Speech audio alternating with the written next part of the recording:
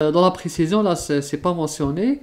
La précision ou bien la fidélité, on a deux types de précision.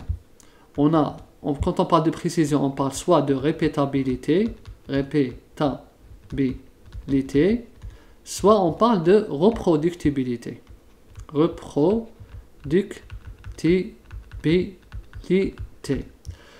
Dans la répétabilité, vous avez bon, je vais faire comme ça, le même équipement d'analyse, le même analyste, la même personne qui conduit les expériences, quoi d'autre, le même jour, on réalise les analyses le même jour, on appelle ça intra-jour, on dit intra-jour.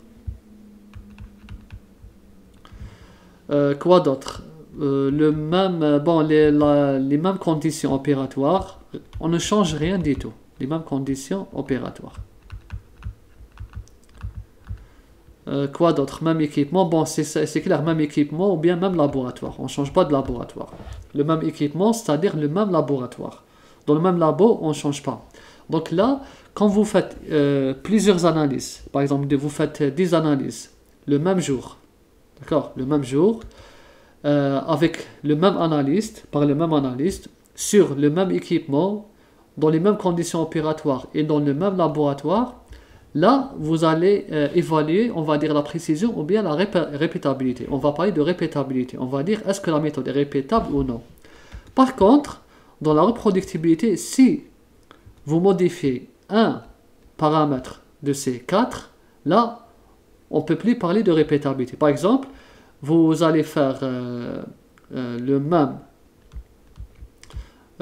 équipement, le même analyste et différents jours. Donc là, on parle de interjour, des analyses interjour. Dans ce cas, on parle de reproductibilité. On ne peut plus parler plutôt de répétabilité. Ou bien, je peux modifier l'analyste. Je peux changer l'analyse. Si je change la personne qui fait l'analyse le même jour, c'est-à-dire je garde le même jour, mais différentes analyses. Là, je fais comme ça, par exemple. Même équipement et laboratoire, différents analystes et le même jour. Là aussi, on parle de reproductibilité, car on a changé l'analyste. C'est-à-dire on a fait un autre analyste et il a fait cette analyse, mais le même jour et le même équipement. Là, toujours, on parle de reproductibilité et la même chose pour l'équipement. Par exemple, vous faites une analyse par HPLC sur une marque Perkin-Elmer.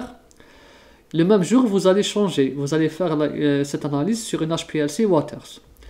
Dans ce cas, la méthode, aussi, on ne va plus parler de répétabilité, mais on va parler de reproductibilité. Voilà pour la précision.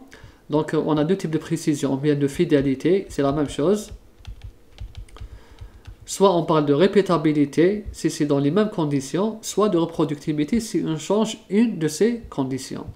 Maintenant, pourquoi, quand on fait plusieurs analyses, d'accord, là, comme là, par exemple, on fait plusieurs analyses, on obtient des valeurs comme ça. C'est-à-dire là, et on obtient rarement comme ça. C'est-à-dire superposable. Pourquoi? Parce qu'il y a des erreurs. Il y a des erreurs expérimentales toujours, des erreurs expérimentales, mais dans ce cas, on les appelle, c'est des erreurs indéterminées. Indéterminées. Ou bien, on peut les appeler aussi des erreurs aléatoires.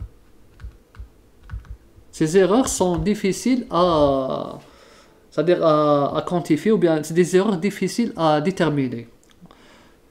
Ces erreurs, elles sont responsables de la dispersion des valeurs. Ces erreurs, elles sont responsables de la dispersion des mesures expérimentales.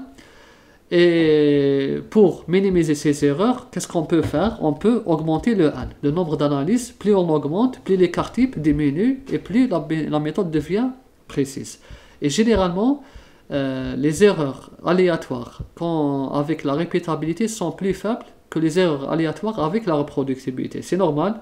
quand on fait l'analyse le même jour avec les mêmes paramètres, les erreurs aléatoires seront affaiblies par rapport quand on change un de ces paramètres. Généralement, c'est ça.